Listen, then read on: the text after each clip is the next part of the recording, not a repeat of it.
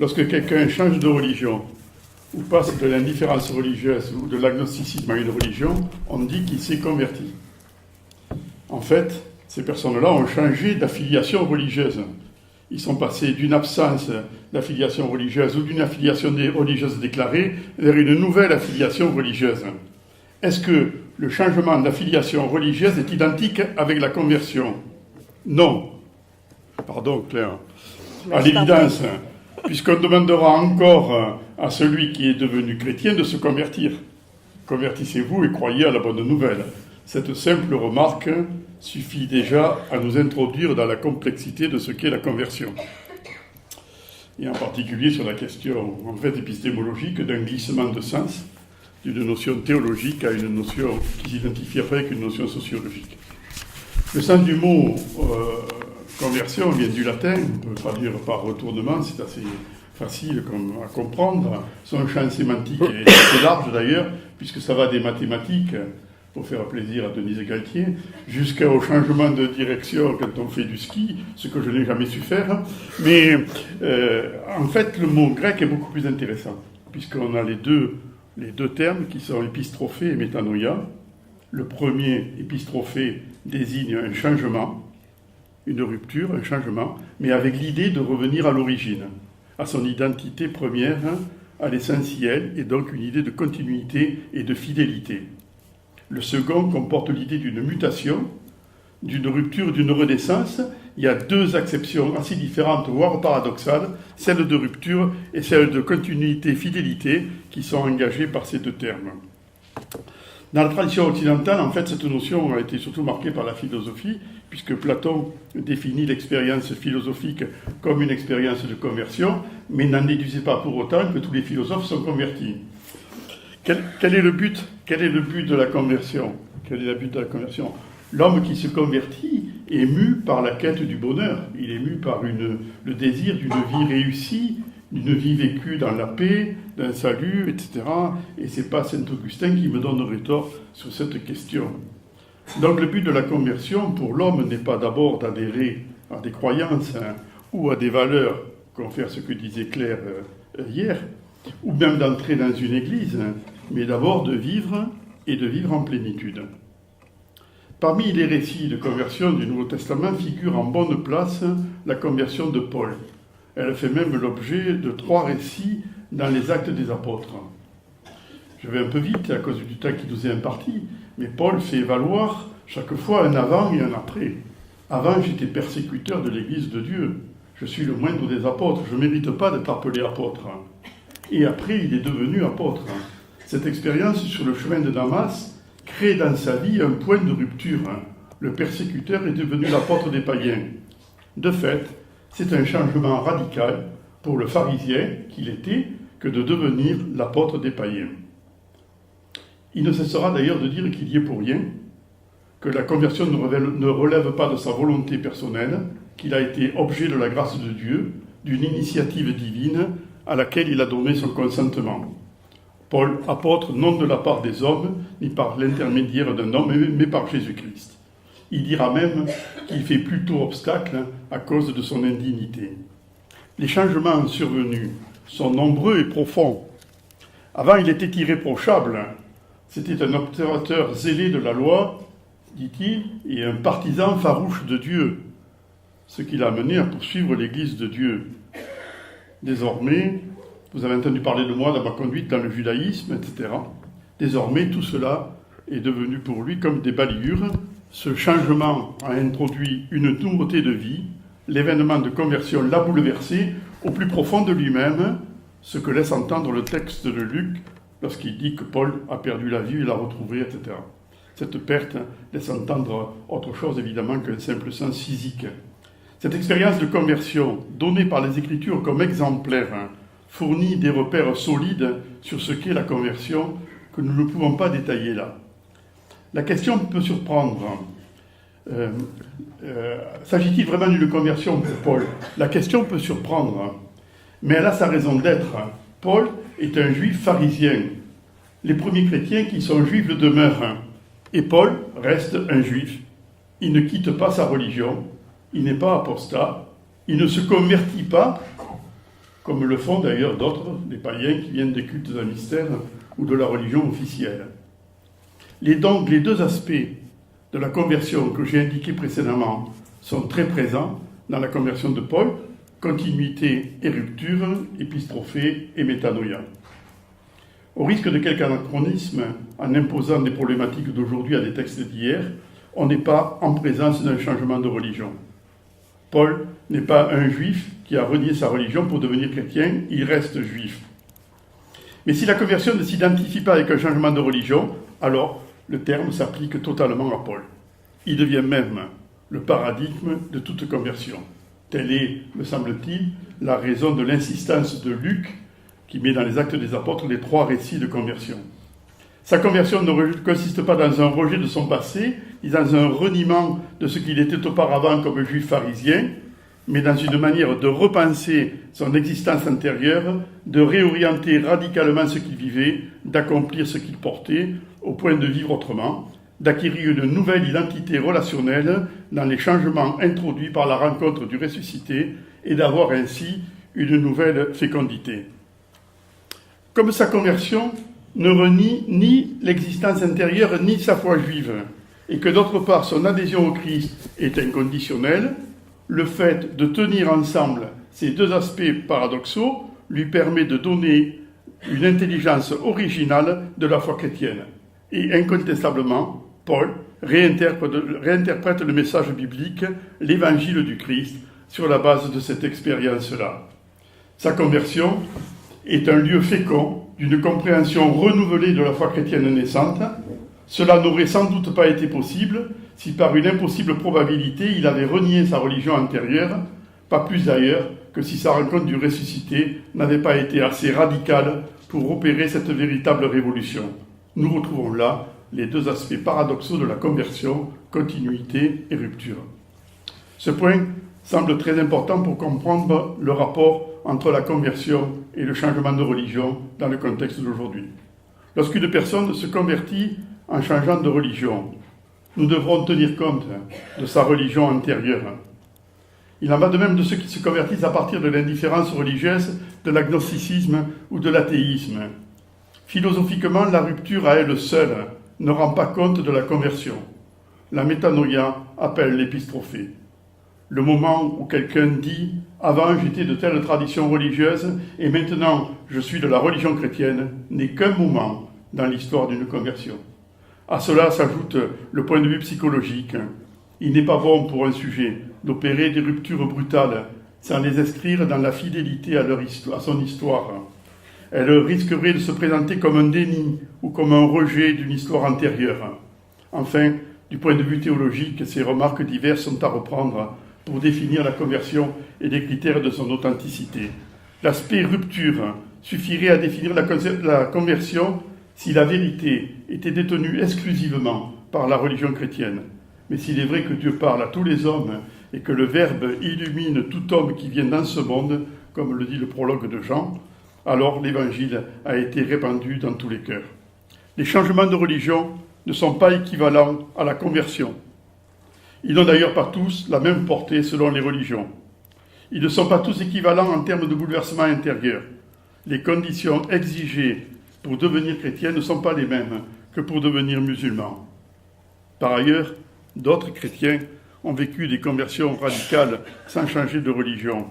Christian de Chergé était séminariste lorsqu'il a rencontré Mohamed, et ce fut dans sa mort, dans la mort de son ami, qu'il a vécu la conversion décisive de sa vie. Selon ses commentateurs, la conversion décisive de Charles de Foucault a eu lieu en plusieurs étapes, mais probablement la conversion décisive est celle qui a lieu lorsqu'il est malade et qu'il va mourir, et que les femmes Touaregs lui sauvent la vie. Il était rentré dans une hospitalité reçue, comme dirait Pierre de Béthune. A contrario, quelqu'un peut devenir musulman et son changement de religion peut être aussi une authentique conversion à Dieu.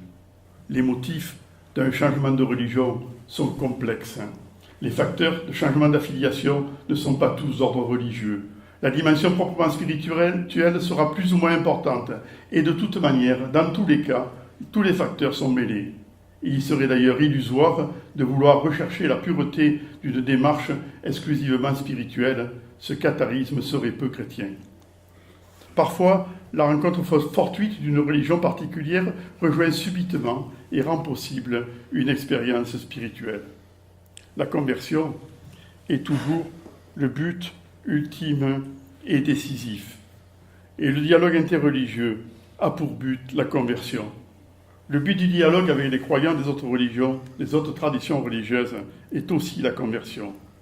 Mais si la conversion est à Dieu seul, il ne s'agit pas alors de faire du prosélytisme, ce qui serait confondre changement d'affiliation et conversion.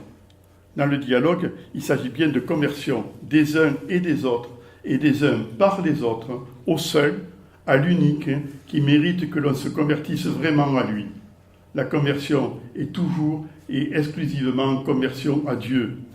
Disons-le encore autrement, on ne se convertit pas d'abord à des croyances ou à des valeurs. Tous ces changements peuvent être le signe d'une conversion véritable, bien sûr, mais ils ne sont pas la conversion elle-même. Le changement d'affiliation est un chemin privilégié, souvent décisif, mais il n'épuise pas la conversion.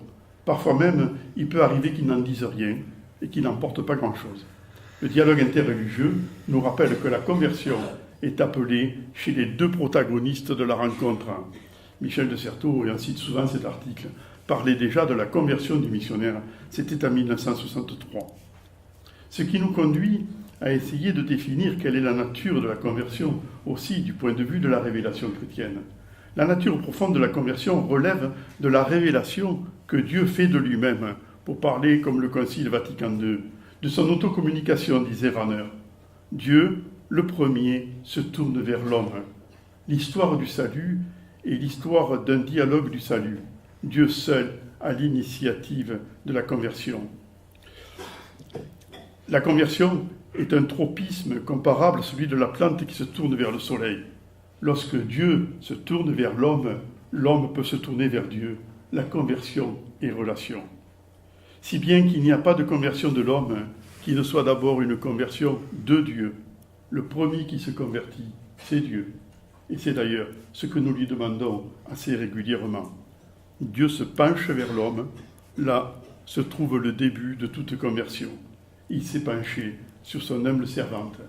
Et Marie se tourne vers lui, comme les yeux d'une servante sont tournés vers la main de son maître.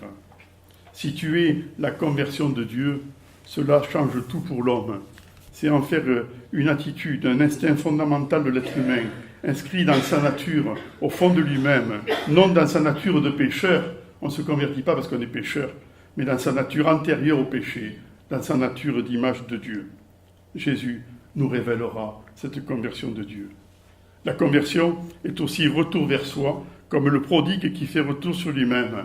Rentrant alors en lui-même, il se dit, vous connaissez le texte, se tourner vers Dieu, c'est faire retour à soi. Le retour à soi est le chemin du retour vers Dieu, car la conversion est profonde fidélité à soi, épistrophée. Elle opère en profondeur une unification de ce que l'on est, elle purifie le passé et libère de ses entraves, elle est accomplissement de soi, et en même temps, elle est bien sûr changement de vie. Elle se traduit dans la nouveauté de vie. La conversion n'est pas uniquement le passage de l'obscurité vers la lumière, d'une vie dissolue ou sans Dieu à une vie avec Dieu. Christian de Chergé vivait une vie chrétienne normale et a priori avec régularité et sérieux lorsqu'il fit la rencontre bouleversante qui l'a converti de Mohamed. Le discours sur la conversion fait aussi partie de la conversion elle-même et son évolution participe aussi à la conversion. À l'instar de l'apôtre Paul, celui qui vit une expérience de conversion fondatrice est conduit à en parler. Or, le discours de conversion n'est jamais le même et il évolue au fil du temps. Nous avons tous en tête des discours de conversion dans lesquels le converti nous dit qu'avant, il était d'une certaine manière et que depuis sa conversion, il est totalement changé. Le discours en noir et blanc est le signe assuré d'une conversion qui n'est pas accomplie.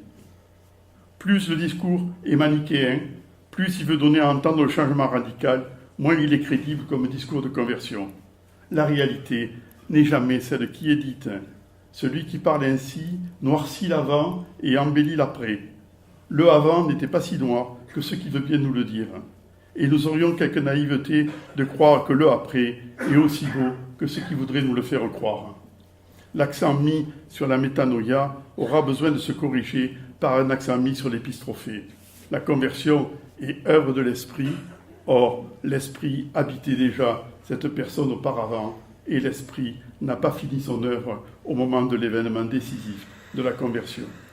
Lorsque la conversion mûrit, le discours de conversion évolue vers une prise en compte plus subtile du passé, qui se traduit dans une approche plus lucide du présent. La personne s'unifie. Je prie souvent cette phrase de l'Eucharistie, « Rassemble-nous en un seul corps ». La distinction brutale entre un passé noir et un présent lumineux dit le chemin qu'il reste à parcourir vers l'unité de vie. Un certain rejet du passé laisse entendre que la perception de l'amour du Christ pour la personne n'a pas encore résonné jusque dans les zones d'ombre de sa vie, et que la parole « Je suis venu chercher et sauver ce qui était perdu » n'a pas encore été pleinement expérimentée. Du temps est nécessaire pour que la réunification de l'être, après un tel bouleversement, puisse se faire. Chacune des étapes a sa raison d'être et sa beauté propre. Elle mérite écoute, respect, patience et surtout lenteur. La personne qui s'est convertie au christianisme devra peu à peu se réconcilier avec la rupture qu'elle a opérée et réintégrer dans sa nouvelle unité de vie son ancienne tradition religieuse sur la base de son adhésion à la foi chrétienne, car l'Église ne rejette rien de ce qui est vrai et saint dans les autres religions. Ce dialogue interreligieux prend alors la forme d'un dialogue intra-religieux selon l'expression de Panicard, car il est vécu par la personne comme un dialogue à l'intérieur d'elle-même. Il est probable que ces personnes qui ont vécu un changement d'affiliation ont une mission particulière à remplir. Le dialogue intra-religieux est une des formes du dialogue interreligieux qui doit permettre à l'Église de vivre sa mission sacramentelle d'unité du genre humain. Enfin, nous touchons là un point essentiel de la nature même de la foi chrétienne. Celui qui adhère à la révélation chrétienne ne construit pas son identité sur le mode de la séparation. L'Église n'est pas une religion parmi d'autres qui se poserait dans une différence séparatrice avec les autres. Elle est un sacrement d'unité pour le monde. Elle a donc vocation non pas à séparer, mais à unir, car l'unité, disait Jean-Paul II, est plus fondamentale que les différences. Si quelqu'un est appelé à être disciple, il n'est pas séparé, il est mis à part, et il est mis à part en vue d'une plus grande communion. Je vous remercie.